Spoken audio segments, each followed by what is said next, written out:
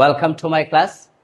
একাদশ ও দ্বাদশ শ্রেণী অর্থনীতি প্রথম পত্র নবম অধ্যায় সামগ্রিক আয় ও সামগ্রিক ব্যয়। আজকের ক্লাসে আমরা শিখব কিভাবে সঞ্চয় সমীকরণ গঠন করে এবং সঞ্চয় সমীকরণ থেকে কিভাবে চিত্র অঙ্কন করা যায়। আমরা এখানে উদ্দীপক লিখেছি একটা, এই উদ্দীপকে লেখা আছে C is equal to A plus B Y. এই সমীকরণ থেকে বোঝা যাচ্ছে এটা একটা ভোগ অপেক্ষক, কারণ কি সি দিয়ে প্রকাশ করা হয়েছে, অর্থাৎ কনজাম্পশন ফাংশন। তাহলে আমরা এই ভোগ অপেক্ষক থেকে প্রথমে কি করব, সঞ্চয় সমীকরণ নির্ণয় করব, পরবর্তীতে সেই সঞ্চয় সমীকরণ থেকে আমরা কি করব, চিত্রাঙ্কন করব। ক্লিয়ার? আচ্ছা, তাহলে প্রথমে গতে লেখা আছে উদ্দীপকের আলোকে সঞ্চয় সমীকরণ নির্ণয় করো অথবা গঠন করো। তাহলে আমি এটা কিভাবে করব? জাতীয় আয় আমাদের কিরকম, জাতীয় আয় আমরা কয়টা সূত্র শিখেছি? আচ্ছা, তাহলে আমরা জাতীয় আয় কিরকম শিখেছি? Y is equal to C plus I plus G plus X minus M, অথবা এক্স মাইনাস এম এর পার্থক্যকে নিটরপ্তানি বলা হয়, এক্স বার দিয়ে প্রকাশ করতে পারে। আরেকটা শিখেছি সঞ্চয় ও বিনিয়োগের সমতার ভিত্তিতে ভারসাম্য জাতীয় আয়, S is equal two I.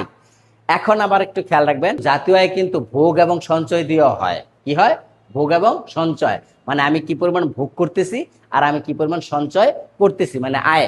এই আয়টা আবার কিভাবে নির্ণয় করা যায়? ভোগ এবং সঞ্চয় দিয়ে। তাহলে আমি এখানে যদি লিখি, দেখেন Y is equal to C plus S, অর্থাৎ কনজাম্পশন, এস হচ্ছে সেভিংস।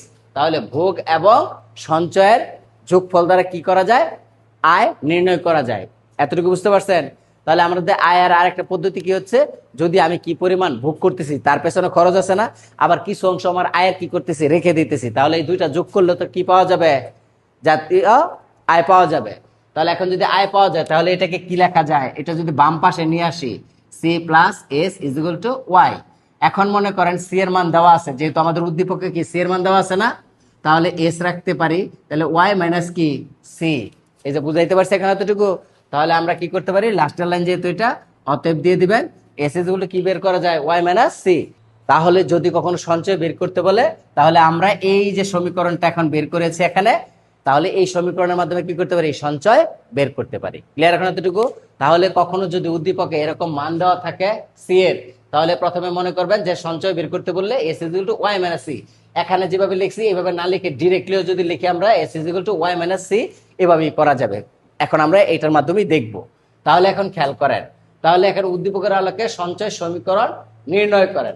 তাহলে সঞ্চয় সমীকরণে যে আমাদেরকে নির্ণয় করতে পারছি ওয়াই মাইনাস সি। তাহলে আরেকটু খেয়াল করেন, এখানে আমরা সঞ্চয় কিভাবে বের করে সেই সমীকরণটা নির্ণয় করেছি, কিন্তু উদ্দীপকে দেওয়া আছে কি C is equal to A plus B Y, এর কোনো নির্দিষ্ট মান নেই, বি এর কোনো নির্দিষ্ট মান নেই, আমরা পরবর্তীতে ধরে নিতে পারবো। কিন্তু এখানে যদি খেয়াল করেন, দেখেন যদি আমি এই যে ওয়াই এর তো মান নেই, ওয়াই রেখে দিলাম মাইনাস, এই সি এর মান কি দেওয়া ছিল? এ প্লাস বিওয়াই। তাহলে আমি যদি লিখি, যেহেতু মাইনাস আছে এখানে ব্র্যাকেট দিয়ে দিব, এ প্লাস বি ওয়াই। এখন খেয়াল করেন, আমি যদি এটা ভেঙে লিখি, মাইনাস এ প্লাসে মাইনাসে মাইনাস বি ওয়াই, এটা না? এবার খেয়াল করেন, এই দুইটা আগে লিখলাম, মাইনাস এ, এটা কি হয়? এটার আগে কোনো প্লাস আছে না, তাহলে প্লাস। তাহলে এখানে কি থাকে? মাইনাস এ আগে সামনে নিয়ে আসি, যেহেতু ওয়াই আর ওয়াই আছে, তাহলে ওয়াইটা এক পাশে লিখি, তাহলে মাইনাস এ আগে লিখলে plus Y minus B Y. দেখেন এতটুকু বুঝতে পারছেন কিনা? আচ্ছা, এবার খেয়াল করেন, মাইনাস এ থাকলো, প্লাস প্লাস ওয়াই তো দুই জায়গায় আছে, কমন নেই, কমন নিলে কি হয়? One minus B. এটাকে যদি সাজায় লিখি, minus A plus one minus B ওয়াইটা আমি যদি পরে লিখি, লেখা যায় এতটুকু? তা দেখেন বুঝতে পারছেন কিনা এখন? তাহলে এই যে আমাদের প্রথমে Y is equal to C plus S, এই সমীকরণের মাধ্যমে সঞ্চয় আমরা বের করতে পারি উদ্দীপকের এই ভোগ সমীকরণটা বসিয়ে। ক্লিয়ার এখন এতটুকু? তাহলে যদি কখনো এরকম একটা অজ্ঞাত রাশি দেওয়া থাকে, এখন বলা হয় সঞ্চয় সমীকরণ নির্ণয় করেন, তাহলে প্রথমে লিখবেন Y is equal to C plus S, অথবা ডিরেক্টলি আপনি এটাও লিখতে পারেন S is equal to Y minus C. এটা কিভাবে বের হয় সেটা দেখিয়েছি। এখন এখানে শুধু মানগুলা বসিয়ে দেবেন, পরবর্তীতে ওয়াই যেটা থাকবে সেটা লাস্টে লিখবেন। এখন খেয়াল করেন, পরবর্তীতে উদ্দীপকে দেখেন লেখা আছে A is equal to 100, B is equal to 0.5 হলে সঞ্চয় সমীকরণ হতে সঞ্চয় রেখা অঙ্কন করো। অর্থাৎ তারা একটা সঞ্চয় সমীকরণ দিয়ে দিতে পারে, অথবা এরকম নির্দিষ্ট মান দিয়ে দিবে, বলবে সঞ্চয় সমীকরণ আপনিই গঠন করেন এবং পরবর্তীতে সেই সমীকরণের সাপেক্ষে চিত্র অঙ্কন করেন। ক্লিয়ার এতটুকু? তাহলে আমরা যে সমীকরণ গঠন করেছি এখানে, এখানে ওই মানগুলা কি বসিয়ে দিতে পারি না? আচ্ছা, তাহলে আমরা পরবর্তীতে মান বসিয়ে দেই, এটা লিখে দেই, অতএব নির্ণেয় সঞ্চয় সমীকরণ কত আসছে এটা, অতএব S is equal to minus A plus 1 minus B Y. এখন উদ্দীপকের গ প্রশ্ন থেকে উদ্দীপকের A is equal to 100, B is equal to 0.5 এই যদি হয় তাহলে এখানে সঞ্চয় সমীকরণে মানগুলি বসিয়ে দিয়ে পরবর্তীতে আমরা এখান থেকে চিত্র অঙ্কন করব। প্রথমে লিখতে হবে উদ্দীপক হতে প্রাপ্ত। উদ্দীপকে এ ইজ ইকুয়াল টু কত দেওয়া ছিল 100, বি ইজ ইকুয়াল টু কত দেওয়া ছিল 0.5, এই দুইটা দেওয়া আছে। এখন বলছে কি সমীকরণ নির্ণয় করে আপনি রেখা অঙ্কন করে। তাহলে আমরা যদি সমীকরণ পাই তাহলে গতে কি পেয়েছিলাম সমীকরণ, তাহলে লিখবেন গ হতে প্রাপ্ত সঞ্চয় সমীকরণ S is equal to minus A plus 1 minus B into Y. এখন খেয়াল করেন এই মাইনাস আর মাইনাস, এর মান কত এখন দেওয়া আছে এখানে 100 প্লাস 1 মাইনাস বি, বি এর মান কত দেওয়া আছে 0.5 ইন্টু ওয়াই। এখন এটাকে যদি ক্যালকুলেশন করি মাইনাস 100 প্লাস 1 থেকে 0.5 চলে গেলে কত থাকে 0.5, এর সাথে ওয়াই রয়ে গেছিল, ওয়াই রয়ে গেছে। অতএব এস ইজ ইকুয়াল টু এই যেটা বের হইছে। তাহলে এখন এখানে খেয়াল করেন আমরা এখানে একটা সমীকরণ বের করতে পেরেছি না, এই যে একটা সমীকরণ বের হয়েছে না, এই সমীকরণ থেকে আমরা কি করব সঞ্চয় রেখা অঙ্কন করব। তাহলে আমরা প্রথমে লিখবো উদ্দীপক হতে প্রাপ্ত যে মানগুলো দেওয়া ছিল সেটা গ নাম্বার সমীকরণে আমরা বসিয়ে দিয়েছি। এখন আমরা সঞ্চয় সমীকরণ পেয়েছি যেখানে নির্দিষ্ট মান দেওয়া আছে।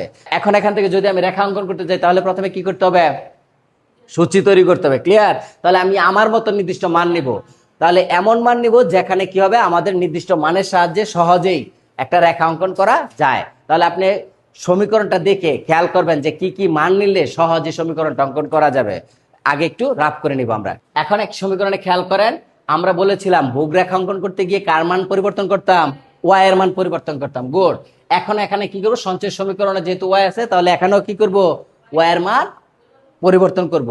তাহলে প্রথমে আমরা ভোগ রেখায় কি করতাম ওয়াই ইজ ইকুয়াল টু 0, তারপরে 100 200। তাহলে আমরা এখানে কি করি প্রথমে 0 নেই, তারপরে আমরা কি নিব সেটা পরের বিষয়। ক্লিয়ার? এতটুকু প্রথমে 0 নিয়ে তাহলে আপনারা নির্ণয় করেন।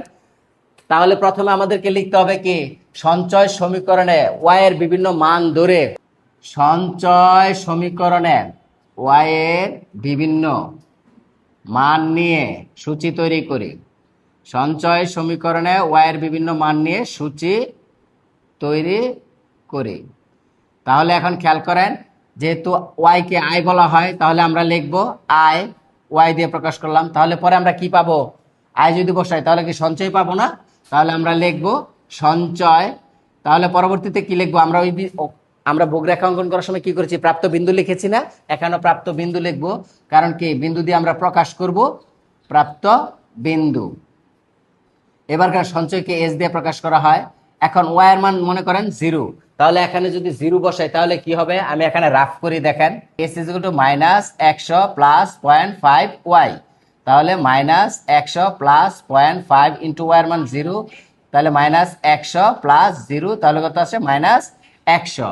তাহলে আপনি লেখেন সঞ্চয় মাইনাস 100। এবার মনে করেন এবার এখানে 100 নিলাম না 200 নিলাম, আমি আমার মন মতো নিয়েছি যাতে নির্দিষ্ট করে নেই সহজে যাতে চিত্র অঙ্কন করা যায়। এখন এই যে 200 নিলাম তাহলে এখানে যদি 200 হয়ে যায় তাহলে প্রথমে হয়েছিল কত 0, তাহলে 0-র বদলে যদি এখন কত হয় 200 হয় তাহলে কি হবে গুণ করলে 100, তাই তো প্লাস 100 তাহলে কত হয়ে যায় 0। দেখেন বুঝতে পারছেন কিনা? তাহলে এখানে আমি কি লিখতে পারি 0।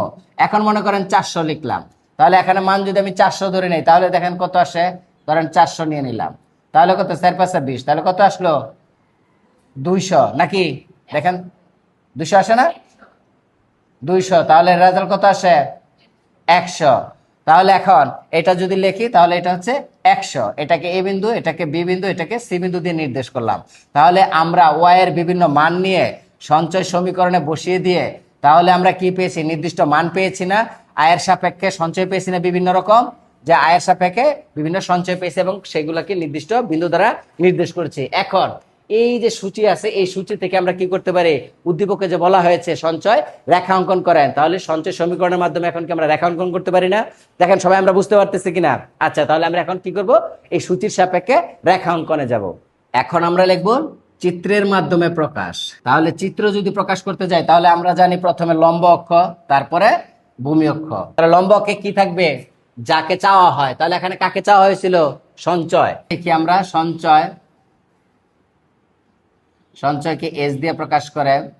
আর যেহেতু আয়ের সাপেক্ষে নির্ণয় করতেছি, তাহলে এদিকে ভূমি অক্ষে থাকবে আয়, আয়কে ওয়াই দিয়ে প্রকাশ করে। তাহলে এখন আয় কত ধরছিলাম? 0, 200, 400। তাহলে এটা আমার মতো ধরেছিলাম, মনে করেন এখানে 200, আর এটা আবার যদি সমান দূরত্বে যায় তাহলে 400। পেয়েছিলাম -100, 0, 100। 0 তো আছে, তাহলে মনে করেন এখানে 100 আছে, তাহলে প্লাসেরটা মাইনাসেরটা কি হবে? 0-এর নিচে যাবে। তাহলে যদি আমি এইদিকে বর্ধিত করে দেই তাহলে -100। তাহলে আমরা এই চিত্রের মধ্যে এখন যদি ওয়াই এর সাপেক্ষে সঞ্চয়ের মান বসিয়ে দেই, তাহলে প্রথমে খেয়াল করেন ওয়াই কত ছিল? ওয়াই প্রথমে কত? 0। 0-র সময় কত ছিল? প্রথমে 0-0-র সময় আমাদের কত ছিল? 100। তাহলে এখন যদি আমরা এখানে বসাই 0 - 100, তাহলে এখানে একটা বোল্ড করে দিলাম। বিন্দু কি ছিল? এ ছিল। তাহলে এখানে বিন্দু লিখলাম এ। পরবর্তীতে দেখেন যখন 200 তখন কত? 0। তাহলে 200-র সময় কত? আয় 200, এটা হচ্ছে 0, তাহলে এই বরাবরই আছে, তাহলে এই বিন্দুতেই হবে। এখানে বি বিন্দু ধরেছি, তাহলে বি। এবার খেয়াল করেন এখানে হচ্ছে 400, 400-র সময় কত আছে? 100।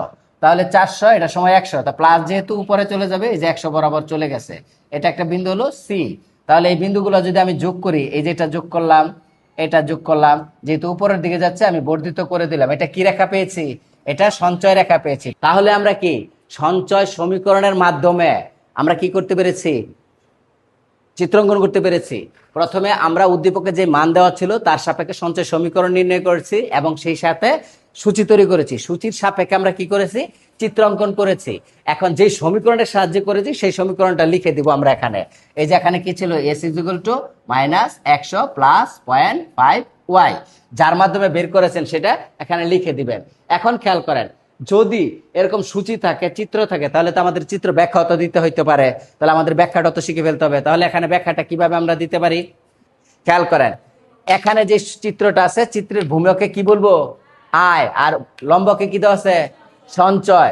এখন সূচিত এটা ব্যাখ্যা করতে পারি, আবার আমরা চিত্রের মাধ্যমে ব্যাখ্যা করতে পারি। সূচিতে যদি দেখি সহজে বোঝা যায়, যখন আয় 0 ধরেছি তখন সঞ্চয় কত? -100, যা এ বিন্দু দ্বারা নির্দেশিত। এখন চিত্রে খেয়াল করেন যখন আয় কত? 0 এবং সঞ্চয় হয়েছে -100 এবং এ বিন্দু দ্বারা নির্দেশিত। পরবর্তীতে যখন আয়ের পরিমাণ বৃদ্ধি করেছি, আপনি 100 নিতে পারেন, কিন্তু আমি বলছি এমন একটা মান নেবো যাতে চিত্রটা আঁকতে সহজ হয়। আমরা আগে রাফ করে নেব। আমরা সেই সাপেক্ষে কি নিয়েছি? 200 নিয়েছি। 200-র সময় সঞ্চয় হয়েছে 0 এবং বি বিন্দু দ্বারা নির্দেশিত। দেখেন এই যে আয় হয়েছে 200, সঞ্চয় হয়েছে 0, তাহলে 200-র উপরে থাকবে এবং প্রাপ্ত বিন্দু বি। পরবর্তীতে যখন আবার 400 হয়েছে আয়, সঞ্চয় হয়েছে 100, সি বিন্দু। তাহলে আয় এই যে 100, সঞ্চয় হয়েছে +100, এই যে +100 এবং এটা সি বিন্দু দ্বারা নির্দেশিত। এই যে 3টা বিন্দু পেয়েছি, এটা যোগ করেছি। তাহলে আমরা বলবো যে উদ্দীপকের প্রাপ্ত বিন্দু সমূহ যোগ করে যে রেখা পায় সেটা কি? উদ্দীপকের আলোকে অঙ্কিত সঞ্চয় রেখা, এবং সঞ্চয় রেখার মানটা এখানে লিখে দিব। ক্লিয়ার এখন এতটুকু? তাহলে আমরা কখনো যদি উদ্দীপকে দেওয়া থাকে, অবশ্যই সি এর মান দেওয়া থাকবে। C equal to A plus B Y লেখা ছিল এখানে। তাহলে এখন আমরা যদি সম্পূর্ণ ক্লাসটা সামারি করে কি দেখতে পাই?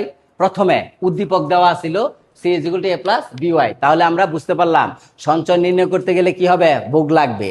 তাহলে এখানে খেয়াল করেন এই যে সমীকরণ দেওয়া আছে, এখানে কি অজ্ঞাত রাশি দিয়ে পরবর্তীতে ঘতে তারা নির্দিষ্ট মান দিয়ে সমীকরণ নির্ণয় করতে বলছে এবং চিত্রাঙ্কন করতে বলছে। মাঝে মাঝে এটাও হইতে পারে ডিরেক্টলি লেখা থাকতে পারে এস ইজ ইকুয়াল টু কি পেয়েছিলাম আমরা এখানে? -100 প্লাস 0.5 ওয়াই। তাহলে -100 প্লাস 0.5 ওয়াই, এরকম একটা সমীকরণ দিয়ে দিতে পারে। ক্লিয়ার এখন এতটুকু? ডিরেক্টলি এরকম একটা সমীকরণ দিয়ে দিতে পারে, তখন কিন্তু আর আমাদের এই যে এরকম ক্যালকুলেশন করে সঞ্চয় সমীকরণ বের করতে হবে না। যে সমীকরণটা দেওয়া থাকবে তার এখানে শুধু মান বসায়া সূচি তৈরি করবো এবং চিত্রাঙ্কন করব। ক্লিয়ার? আমি বুঝাইতে পারছি? তাহলে আমাদের সবসময় খেয়াল রাখতে হবে এই যে সমীকরণটা Y is equal to C plus S, এবং এখান থেকে ডিরেক্টলি এইভাবে বের করা যায়। তারপরে এখানে সমীকরণ বের করছি, এইভাবে যদি না বের করতে বলে ডিরেক্টলি এরকম মান দেওয়া থাকতে পারে, আমরা মানের সাপেক্ষে আমরা এরকম সূচি তৈরি করবো, পরবর্তীতে চিত্রাঙ্কন করব। ক্লিয়ার এখন এতটুকু? তাহলে আমরা কিভাবে সঞ্চয় সমীকরণ নির্ণয় করে এবং চিত্রাঙ্কন করে পারবো?